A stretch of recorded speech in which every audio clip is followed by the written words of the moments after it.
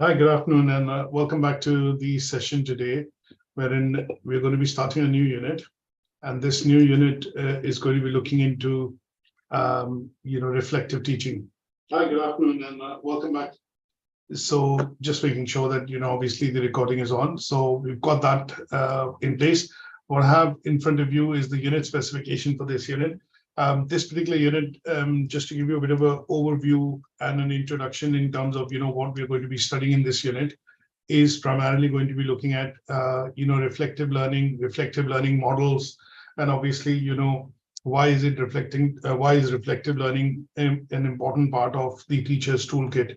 So here, in terms of when we talk about reflective teaching, we are going to be going into some three assessment learning outcomes, covering three learning outcomes essentially, and there are a number of assessment criteria across the unit. Now, this unit, the aim of this particular unit is to help learners gain knowledge and understanding of what is meant by reflective practice and how this can support you in self-observation and self-evaluation. That's the main goal of this particular unit, the main aim of this unit. The unit will also introduce you to theoretical models of reflective teaching and reflective practice, and this will help you understand what are the various theories and approaches that we apply when we look at this particular concept for utilization for the purposes of professional development. So we're going to look at starting this unit today, covering learning outcome 1. In learning outcome 1, we'll be looking at three assessment criteria, which is starting with the very basic literal meaning of what is reflective practice. Look at some of the theoretical models of reflective practice, which will include the Klobb's model, the Gibbs reflective model, and the Sean reflection and action and reflection model in general. Along with that, we'll also be looking at, going into doing a SWOT analysis, using the SWOT analysis, clearly define some SMART targets, and then looking at those activities which we have identified in SMART targets as activities that we're going to develop into what is called a personal development plan or a PDP.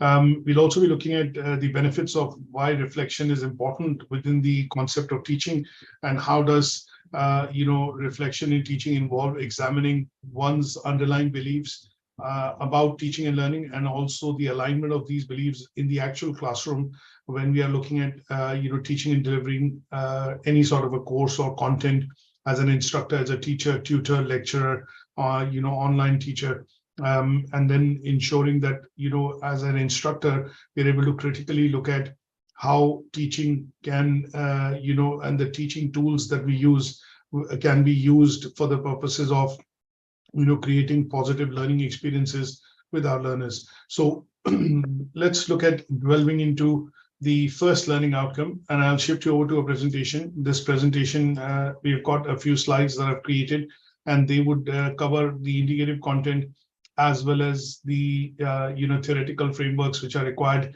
to be studied in this first part of the learning outcome. So the first part talks about understanding reflective practice. And when we talk about, reflective practice, we will be looking at covering this in the first assessment criteria.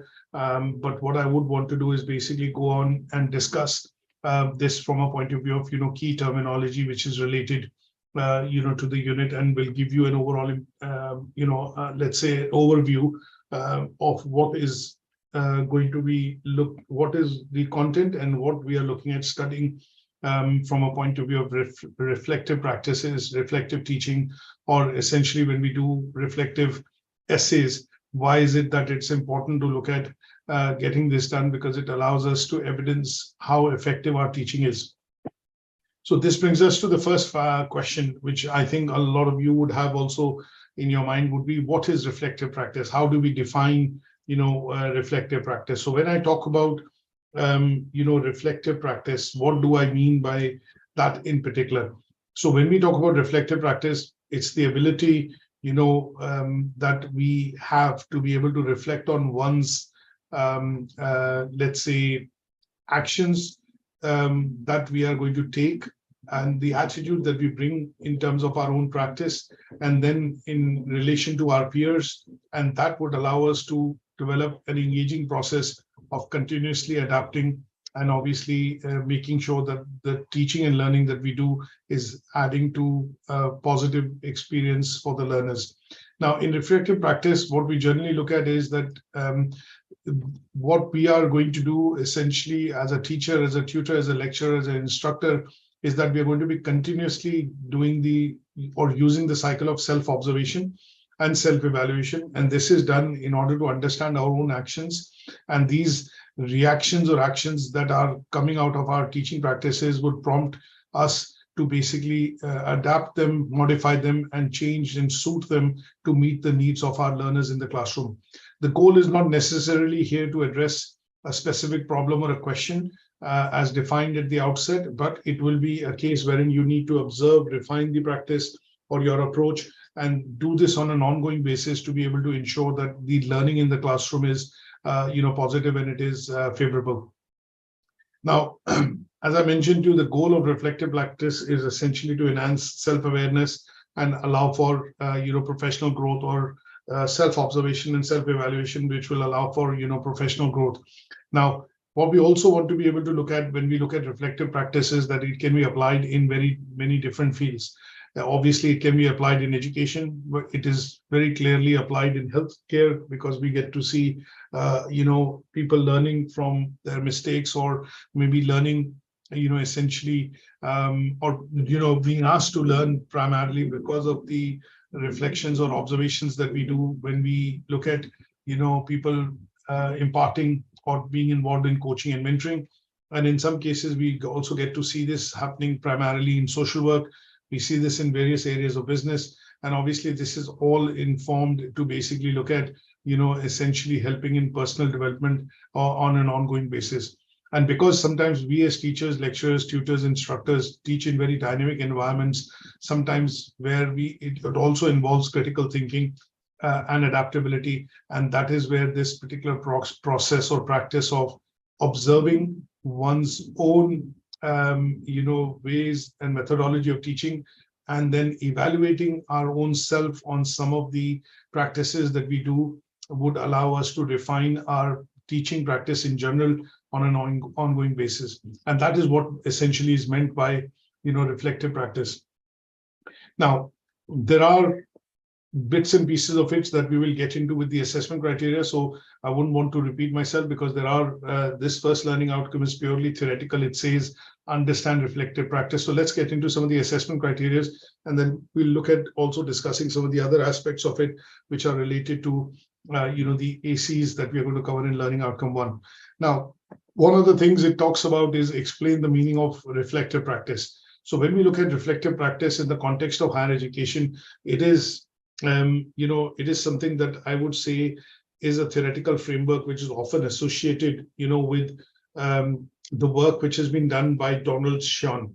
And he specifically introduced this concept of reflection in action and reflection on action. So these are two aspects of his work which he has produced in a theoretical framework, which is reflection in action and reflection on action. So Sean's idea was to highlight the two types of reflections which can occur during the teaching process itself. And when we think as an educator, instructor, tutor, lecturer, what we look at is that we look at putting these things with the use of resources into action in terms of what is happening in the classroom, or in my case, say, for example, it's happening online. So when we talk about the concept of reflection on action, it is basically taking place after the teaching session has happened, and the teacher, educator in this case, reflects on what went well and what could have been done differently in terms of aligning the theory with the practice. And reflection in action tends to be occurring during the teaching process itself, when the educator or the teacher in this case, or tutor, thinks on their feet and adjusts the actions in response to what is happening in the classroom. So this is a key part that we need to understand in terms of the meaning of reflective practice, because in general, the reflective practice that we talk about is a crucial concept which involves, and can go across various fields of education, which, as I mentioned to you earlier, can be in education, healthcare, social work, and other areas of business, and areas of personal development. But what we are looking at is this as a systematic process with the aim of enhancing our professional developments and our effectiveness in terms of teaching delivery. So some of the key principles that come across in reflective practice include learning through experience. Sometimes we look at self-observation or self-examination. We look at the process of continuous learning, and we also look at identification of insights. So in some cases, when we look at healthcare, or when we look at childcare, you would normally see practitioners engaging in reflection to gain new insights into their professional role and responsibilities, which is aimed at improving their own performance. And when we look at, say, for example, continuous learning, here we are looking at reflective process being an ongoing process, or practice being an ongoing process, thereby promoting continuous improvement, or CI as we call it, by identifying areas of development and change which is required to adapt or to make this change in our teaching practice. And then when we look at the examples of it, and now we look at relating it to the key frameworks, what we generally see is that this is mostly related to Shine's work, Donald Shine's work, wherein he came across with this concept of reflection in action and reflection on action. So in action being when you're in the class, when you're delivering a session and you're making constant adaptations or changes to the way you teach and deliver, and that is meeting and adjusting to the requirements of learners in a classroom so that the learning is effective. And on action tends to be something which is after the session has been delivered or after the class has been done. And here is what you're looking at as a bit of a reflection to reflect on what went well, what did not go well, or what did not go as planned as per your lesson planning, or the planning that you had done with regards to conducting this session. So by engaging in reflective practice, what we are looking at is, as an individual, we are continuously looking at learning and improving our ways to be able to teach and deliver in the class or online, as I would put it this way. And this would be looking at personally, through the concept of what is called self, observations and reflection or evaluation, essentially, to be able to adopt some of the best practices required to, enable learners to be able to have engaging, interactive, and effective lessons in the class. I hope that's okay. Any questions on this so far, please feel free to ask me through the chat route, or you can stop me when I'm discussing any particular slide. Now, second part that we will look at in terms of the second assessment criteria is to go into details of understanding what are the various theories of reflective practice. And I've done a bit of thrown already a bit of a light on the Donald Shine reflective practice theory, wherein obviously the work that he did, he came across and suggested a crucial concept specifically in the field of education, to say that and particularly in higher education sector, and he said that it's a process through which individuals, including educators or teachers like myself, engage in self-examination and critical thinking. Sorry, and this is to gain insights into our own experiences and actions, and thereby making appropriate decisions to be able to ensure that learners in the classroom have engaging experiences. Now, this practice essentially allows, I would use the word, educators to enhance their teaching methods and improve the learning outcomes, which we want as per the lesson planning that we have done, what we've studied in Unit 1 for our students. And this framework is quite important because it has two parts to it. One, reflection in action, and then the other one, which is reflection on action. And that's what I've briefly explained, in terms of this particular theoretical framework earlier. Now, you can also watch a video, which will primarily be, showing you the details of how this framework is actually put into action. And what I've essentially explained is beautifully explained using this particular video. Now, the other thing that we also want to look at is go into the second framework, which is primarily looking at John Dewey's experiential, learning theory. Now, when we talk about John Dewey's experiential learning theory, here in his model, he actually emphasized the importance of experience and reflection in the learning process. Now, why is this is different from John Shine's, Donald Shine's model, is that in his particular work, he centered his work around, or the observations around, learning by doing. That means he suggested the concept of learning by doing, saying that when we look at the process of teaching and learning, and when we associate this with work in education, it is the learning by doing, and that bit tends to be the most important part in terms of in the field of education.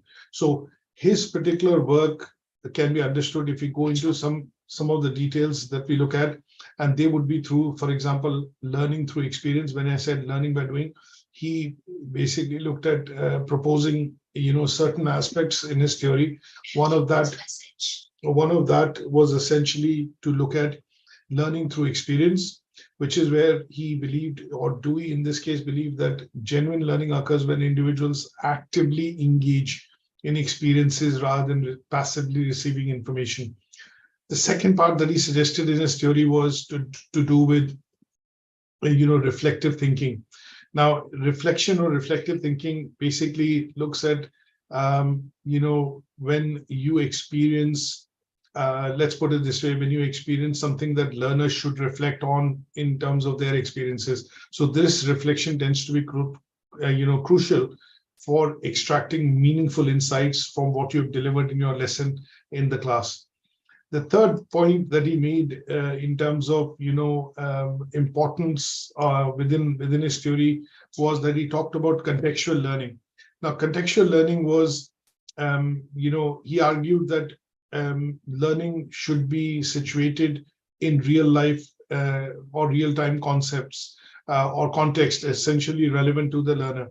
And in those cases, what we generally see is that when we talk about contextual learning, he suggested that learning is most effective when it occurs in a meaningful context. That means he argued that the integration of learning with real life examples or real life situations should be done and practiced by teachers or educators. Now, the other bits that he suggested was social interaction. Now, when we look at interaction or social interaction in general, his approach emphasizes that interaction between the educators, or in this case, instructors, learners, and teachers and educators, whichever way we put it, and learners, promotes a collaborative and interactive learning environment. And the last point that he made in his particular framework was that this particular practice should be progressive. That means what he's focused on is student-centered learning, looking at individual interests, and looking at emphasizing the ideology of active learning, critical thinking, and being democratic in terms of classroom practices. And that would allow all the learners to be on the same plane, or essentially allow you to move ahead with all the learners engaging and interacting with you during the sessions.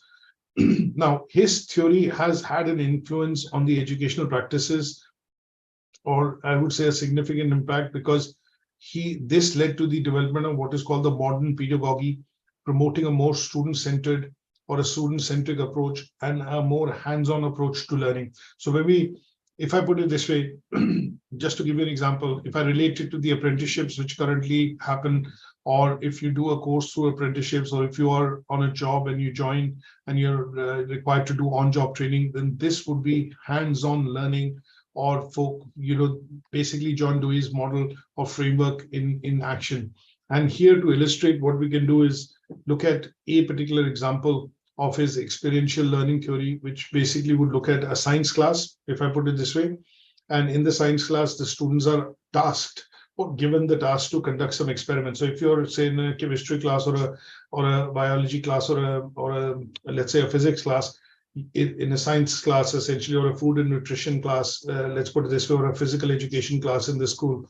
And what happens in that is the instructor or your teacher would essentially give you practical activities to do, or give you scenarios which you are going to be actually performing, and that would help you gain experience.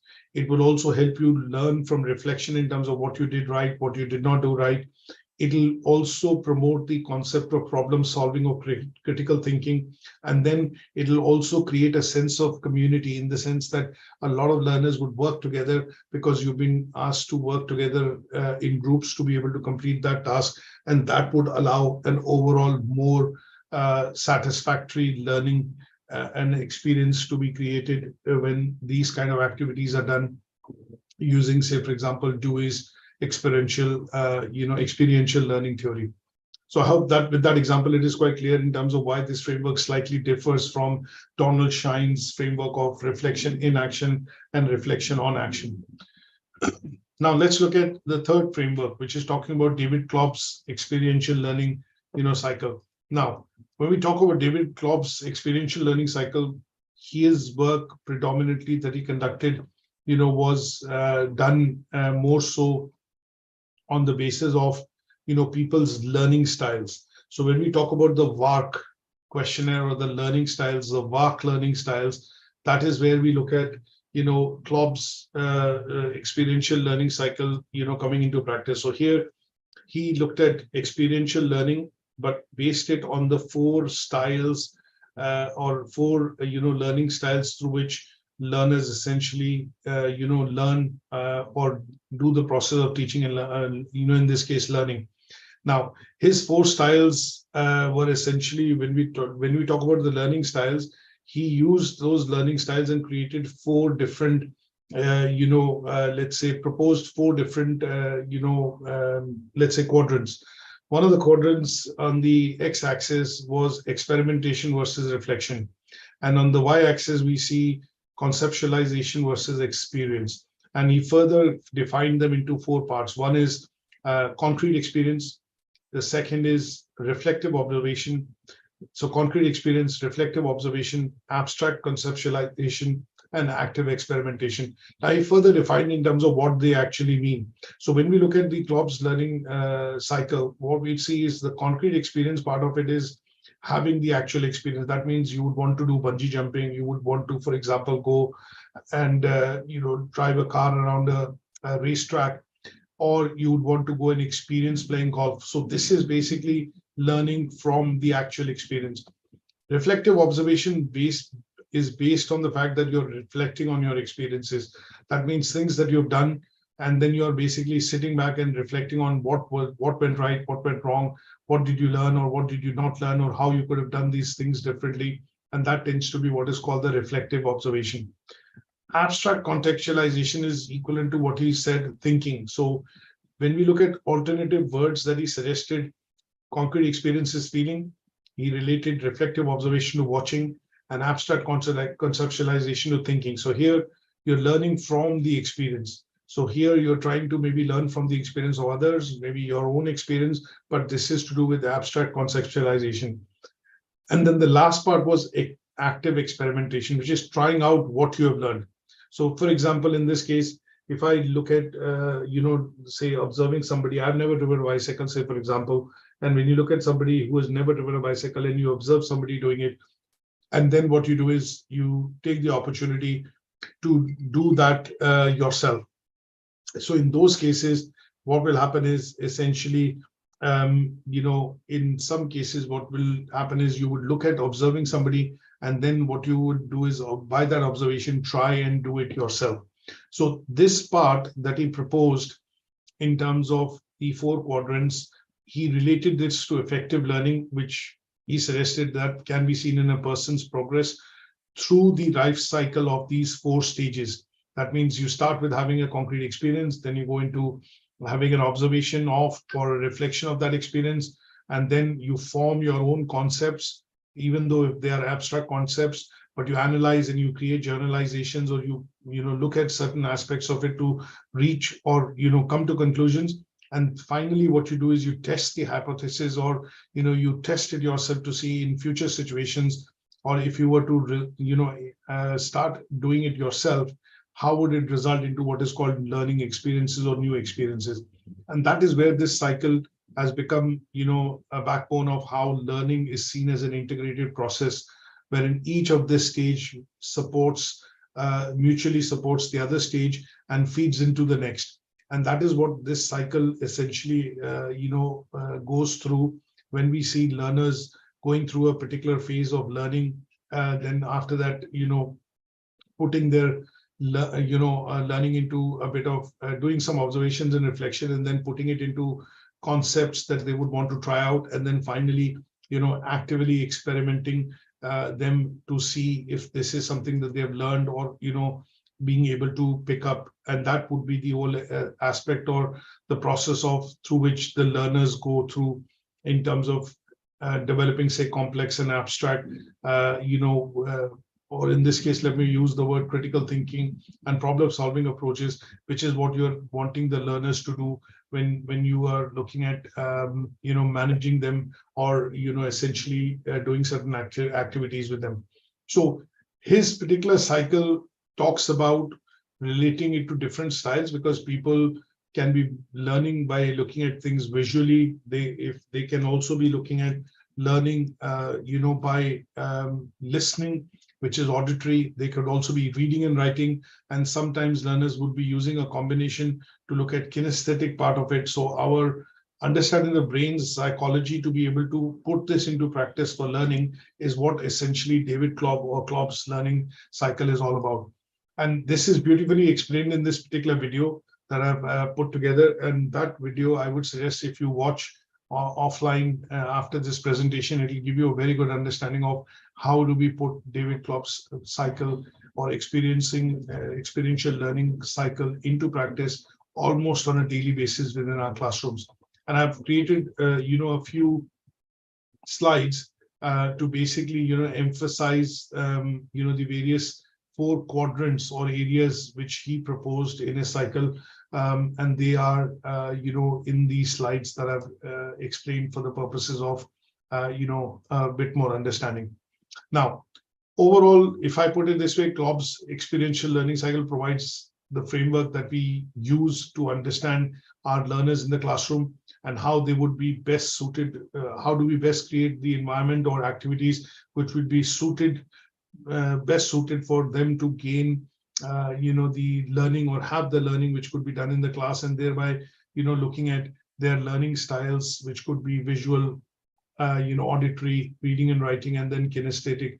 And by actively understanding the 4 phases of where the learner is in the cycle, it allows us to plan and deliver effectively within a classroom. Now, we also look at, a couple of other theoretical models, which is Chris Argyles and Donald Shawn's double loop learning theory. Now, this particular model, if I put it this way, there was further work done essentially, by Chris on the initial model, which was proposed by Donald Shawn. And here, what they did was they developed this further into what is called a double loop learning theory. Now, this is often quite significant concept in the field of organizational learning. And, when we look at applying management theory. Now, initially, Argyles and Shawn proposed this in the 1970s, but later on, this particular model started to gain prominence when we started to have a bit more understanding of how organizations adapt and learn from their experiences. So sometimes when we talk about organizational learning, we talk about self-managed learning, we talk about individual learning, self-managed learning, we talk about organizational learning. So this particular model would be best suited when we talk about from a perspective of training and development manager or learning and development manager responsible for training employees or staff within an organization. So it is about organizational learning. Now here, the double loop learning process is where the organizations or individuals not only learn from their mistake, which is the single loop. So single loop, which is where they learn from their mistakes, but they also question and potentially change their underlying assumptions. And it could be, say, for example, any sort of variables which would have put up challenges for them. And what they would do is they would look at questioning and potentially checking and changing, the variables when they are faced with challenges or failures. So this is where what it means is that they will go beyond the surface, just scratching the surface of the problem, but they will go and dig deeper to understand the root causes of why this problem essentially occurred. Now, this theoretical framework is grounded on the idea that individuals and organizations can improve their performance by engaging and using transformative learning processes. So it is very closely related to organizational learning, but it also emphasizes the importance of adapting to changing environments, which organizations have to do. Now, if I were to give an example in terms of how this theory could be put into action, I would give an example saying that a double loop learning in an organization would be when a company experiences a decline in, say, customer satisfaction or customer experience. And a single loop learning would be the company might implement superficial fixes such as better customer training for their staff.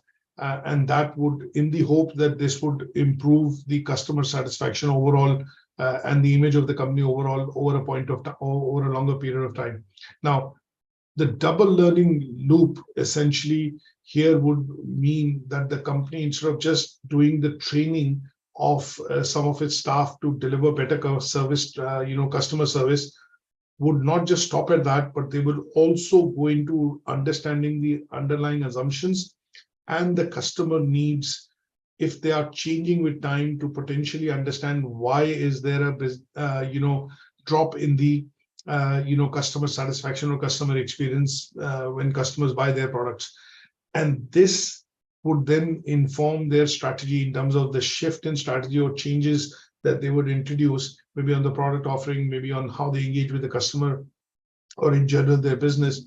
And that is where this particular single loop and double loop theory will come into action, because this is learning at the organizational level. Now, it is quite significant because this allows the process of continuous improvement culture to be developed within the organization, and every employee contributes to that fact, because they would not accept the status quo. If there are problems, they will dig deeper. They will not just merely scratch the surface, but they'll dig deeper to understand the underlying root cause of these problems. And ultimately, that would allow the organization to or develop an ability to be able to overcome these challenges and hurdles, and obviously thrive in a dynamic environment, because obviously no market environment for any organization remains the same. So this bit of model, if you were to ask in terms of when we look at school curriculums and when we look at evaluation of let's say the results, or look at something at a bigger level. So when I look at managing my classroom, I will be looking at reflective practice by looking at lesson planning, looking at maybe the David Klopp's learning experiential cycle, or Dewey's theory, or Sean's framework. But if this has to be put into practice across a number of teachers and across the school in various disciplines and various subject areas, then this would be something that I would look at, which is single loop and double loop, and that would be the theory that I'll put into practice. Now, last but not the least, what I also want to do is basically mention the Graham Gibbs reflective cycle. Now, this is a very, very important framework that you will come across, and pretty much if you study for any other course like the assessment planning or IQA course, or any other teaching sort of a course which is involving, say for example, any sort of reflective practice into action, you would normally come across the Gibbs, reflective cycle. Now, this is a widely recognized model, and as I said, you will come across this model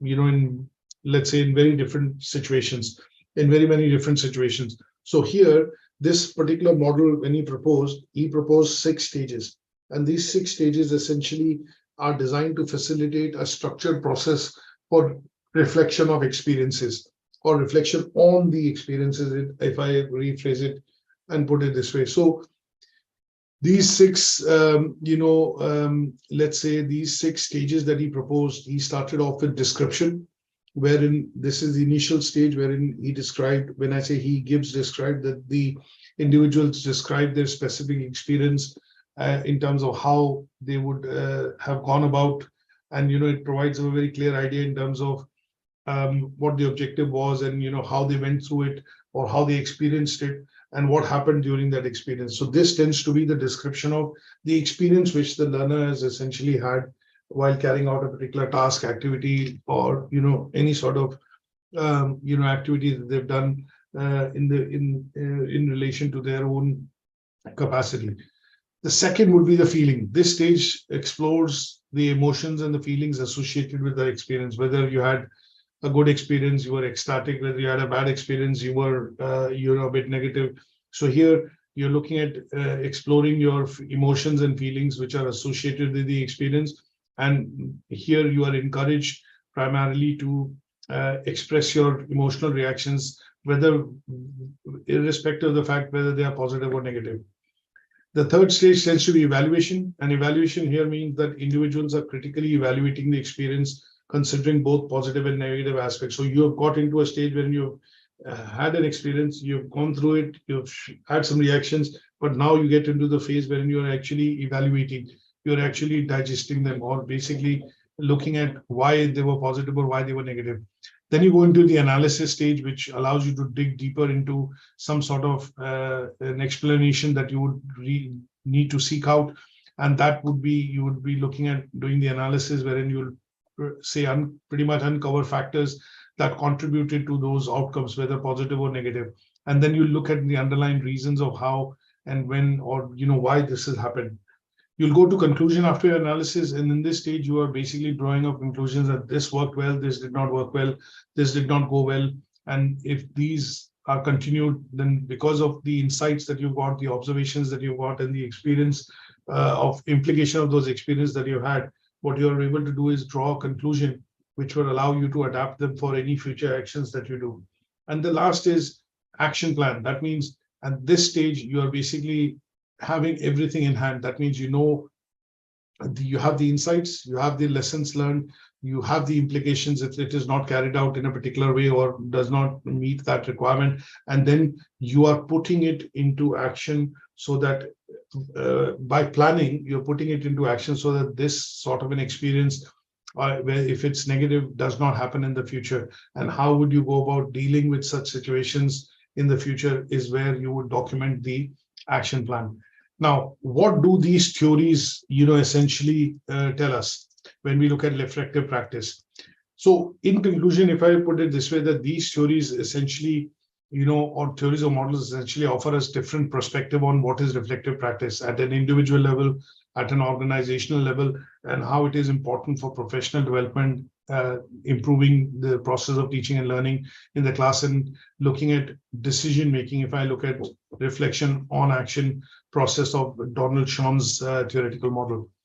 Now, some of these theories are quite useful because they will help you engage in the process of reflection and look at helping you improve your practice and your outcomes that you'd use, the way you plan your class, and the outcomes that you want to get from the session or from the lesson planning that you do. And they will help you adapt in specific context and needs when we look at different learners or learners with different needs, when you organize activities or use resources in the classroom, or while you're planning your lessons for the classroom.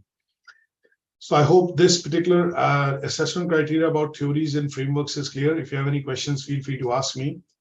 Now we'll go across to the third and final assessment criteria in learning outcome 1, which talks about analyzing the benefits of practice of reflection in action and on action.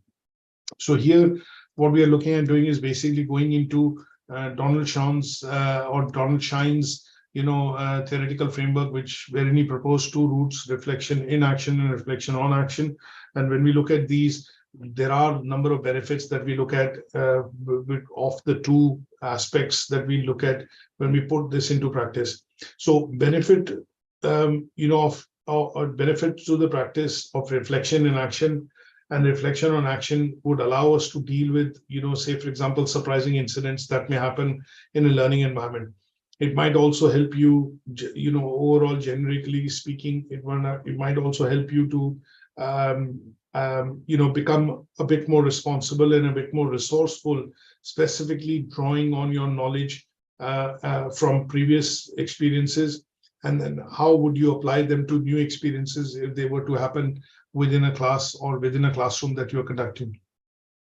Now, when we talk about reflection in action, as I mentioned earlier, it refers to the process of thinking and evaluating while you're actively engaged in an activity or a task in the class. Now, this form of action would help you as a practitioner to make immediate adjustments, adapt to the changing environment of the classroom or the learners, and thereby enhancing your ability to make decisions which are going to be related to the activity itself, and maybe favorable decisions to the learning, favorable decisions to the aspect of learning of learners in the classroom. Now, when I look at reflection on action, it is something which is exactly opposite, wherein you are actually in a retrospective mode, and what you're looking at doing is a bit of contemplation after you've completed the activity or the task. So this would be looking at encouraging practitioners to basically review their experiences, identify their strengths and weaknesses, and thereby extract any sort of valuable lesson that you have learned from that to be able to put into future practice or to put to future use. And this will essentially be, considered as influence that you have seen or had, and how would that basically look at influencing your, past actions. Now, because we're talking about benefits, you would need to refer to both of these separately. So reflection and action benefit would be enhanced decision making, improved problem solving, and heightened self-awareness. But whereas we look at reflection on action, that would mean you'd probably have deeper learning and insight. You'll have, identification. You'll be able to, because it is after that you've realized the session has been done, you'll be looking at your strengths and weaknesses. And then in order to improve your weaknesses for future lessons and delivery, you'll be essentially looking at doing further planning and setting goals to be able to, make sure that when you do this in the future, your, delivery is more in tune with the requirements of the learner. Now, both of these processes complement each other, and they contribute to your personal growth and professional growth, and they help you in improving your teaching and learning practice in a classroom. Now, sometimes as experienced teachers, instructors, tutors, educators, practitioners, whichever way you call it, we over the years have learned and seen a lot of situations or experienced a lot of situations, and these situations inform us better to be able to adapt and obviously teach and deliver effective lessons in the classroom. And that is what would be the key benefit of this, because you're looking at changing, adapting, and obviously learning to be able to plan for the let's say plan for something which is not been experienced before, and thereby this preparation or planning that you do allows you to effectively, let's say, teach in your class. Now, one of the things that I would want to also mention very briefly would be the plan, do, review cycle, or PDR cycle. And PDR cycle or plan, do, review cycle is a key framework that sometimes we use in teaching and in our classrooms, is because of the fact that when we look at individual learning plans, when we look at lesson planning, scheme of work, what we have to do is we have to do a lot of planning, and this is related to the curriculum or the subject area that you are essentially teaching. So plan, do, and review tends to be the integral parts of what we do as teachers on a daily basis. Doing part is actually implementing your plan, and also at the end of it, collecting some data, which is feedback or analysis that you do on how things went or how things happened. And that allows you to capture data, which is going to be useful at some stage to look at decision-making process and to understand whether progress has been made. And any shortcomings, shortfalls are then reviewed, and this could be reviewed by your program manager if you're reporting into one, or your supervisor. And that would be looking at reflection, evaluation, and suggestions to make adjustments so that your organization of the classroom in terms of teaching and learning is effective or delivering effective learner experiences. So this PDR cycle is quite iterative, and it is repeated, a number of times in relation to the individual learning plan, the activities that you set, and the planning that you do when you organize or look at organizing the activities that you do in the class. Now, this is then related to what is called the professional development or continuous professional development, as we call it, in terms of developing your standards of teaching and delivery in the classroom. And then we also look at essentially any such barriers that could come in, for example, time constraints, if areas or some of the let's say sometimes what happens in the class is that when you're teaching, there's a new specification update which comes from the awarding body. Now that update has to be incorporated into the lesson planning. If it is not, then it would probably not properly inform in terms of what is the assessment required to be done at a later stage. So in some cases, what you would generally do in that case would be to adapt that update which has come in into your lesson planning, and that would allow you to then deliver the lesson effectively. Maybe sometimes that requires planning of resources to be done again, or planning of activities to be done again, and they could be sometimes potential barriers because you're faced with time constraints, you're faced with lack of resources, And in some cases, things sometimes have to be done so quickly that it does not allow these best practices to be embedded or the changes to be embedded for delivery. And they would then be becoming a part and parcel of what is called your personal development plan, or PDP. And overall, this would then involve a proactive approach, which would be looking at your resources, your activities, your planning side of things, and the shortfalls that you faced in terms of previous deliveries, and that would better inform your lesson planning and thereby allowing you to adjust and adapt to changes which are happening, and thereby doing delivery of sessions or classes much more effectively. So that would be looking at essentially the benefits of reflective practice, specifically when you are looking at planning classrooms or activities or your sessions, essentially using your lesson planning. So I hope this session has been useful and it helps us cover this particular aspect of learning outcome 1. Now there is a further reading that I would suggest that you need to do, and that if you do is a bit of an article, I would say, on the Open Learning, the Open University Learning website. And this particular article, is a more detailed article in terms of how to become a reflective practitioner. This is something which is related to, the aspect of reflective practice that we have covered in today's learning outcome. And what I would do is just briefly show that to you on the browser so that you're able to go in and essentially, look at doing some additional reading after this session, which is looking at becoming a reflective practitioner and the difficulties which you go through when you're teaching, what could be the complexities or hurdles which come up, or challenges, let's say, which come up when you're doing workplace learning, and then how do you apply your professional judgment and wisdom to be able to look at adapting to the situation. And it will then kind of delve into the theoretical frameworks and models that we have covered, which is from John Dewey, Donald Shawn, and Klopp's learning cycle. And this would be giving you a very good idea in terms of how do we manage and create effective classrooms from a point of view of reflective practice. So give it a good read. This is a good half-an-hour read in terms of understanding the details of what I've covered today in today's presentation, and I hope this would be useful. So we will look at meeting in the session tomorrow, which will be looking at covering learning outcome 2, and a copy of this recording and the presentation will be available shortly on Moodle. So feel free to go through the slides and revisit the discussion that I've done today. And then if you think of any questions or any queries that you have, we can discuss them tomorrow before we start learning outcome 2. So thanks for attending, and I'll see you tomorrow. Bye for now.